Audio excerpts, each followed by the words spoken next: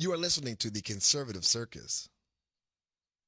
My name is James T. Harris. I am your ringmaster. We've got the former Congressman Matt Salmon. He's in the center ring of the Conservative Circus because he recently attended a Chandler school board meeting and got an up close and personal view of what it's like, how these school boards are treating parents. We welcome him to the center ring.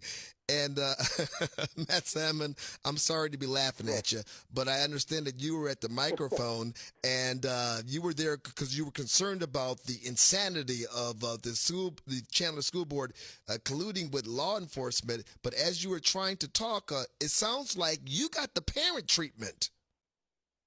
I got the parent treatment. I tell you what, with both barrels. In fact, they told us before we went to the school board meeting that we would be able to have 3 minutes. And so, James T., when you're trying to get your message out, I write my speech so that I don't miss a word. And it's time to the T to be actually short of 3 minutes. And then when they find out what I'm going to talk about, they come out ahead of time and say, no, we've changed everything to 1 minute. And then when I'm right in the middle of my speech, this woman comes on in a very loud voice and says, 15 seconds. And I didn't. It shocked me. And so I said, excuse me, did you just say I'm out of time? And then they cut my mic off. And it's like, I'm there to deliver a message on behalf of parents. My kids are in the Mesa School District, but I, as a congressman, represented Chandler. And I was there representing a couple of parents in the Chandler Unified School District. They were there with me at the meeting. And I feel like, this is America. Wait a minute. We have an opportunity to exhibit our free speech and to try to find some accountability with the people that are charged with one of the most important responsibilities in our whole country, and that's our kids' education. You know what's incredible? Here you are, a former congressman. You've had the opportunity to represent your constituents at the well of the House. And you had a time constraint, but as you said, you would, be able to craft it to make your message impactful to get there. Right.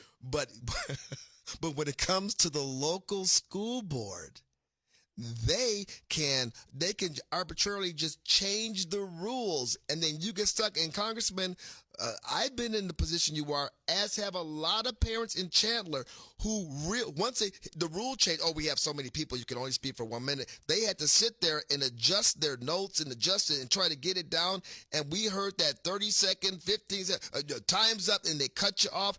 But it's crazy.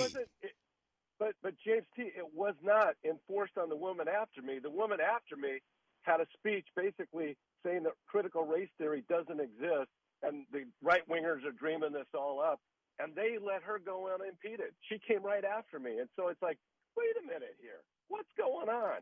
I couldn't believe that they were censoring our ability to be able to keep our voices heard. This certainly isn't the way things are done in America.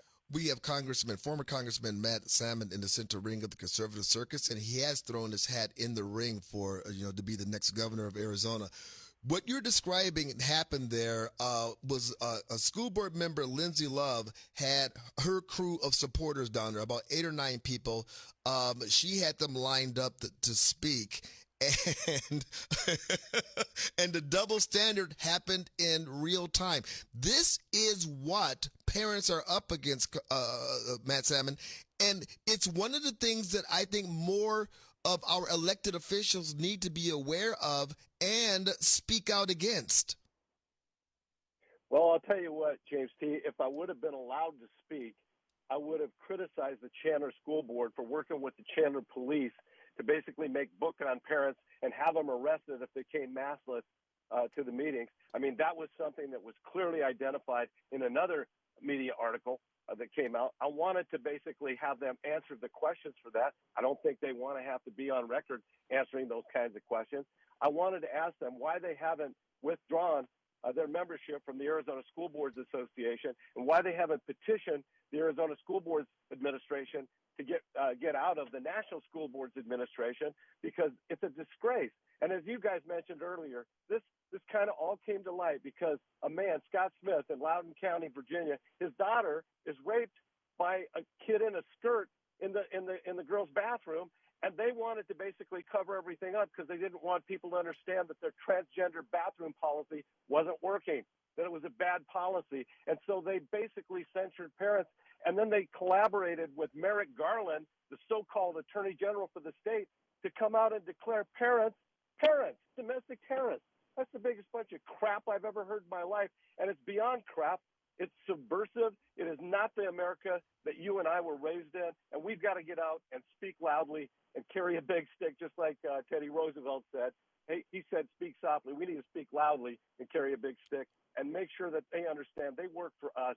And our parents are our kids are our most precious resource. When I was on the committee in Congress dealing with schools, education, every school district back then would have given their right arm to have parental involvement in the schools. Everybody understands that parents are the most important teachers in a kid's education.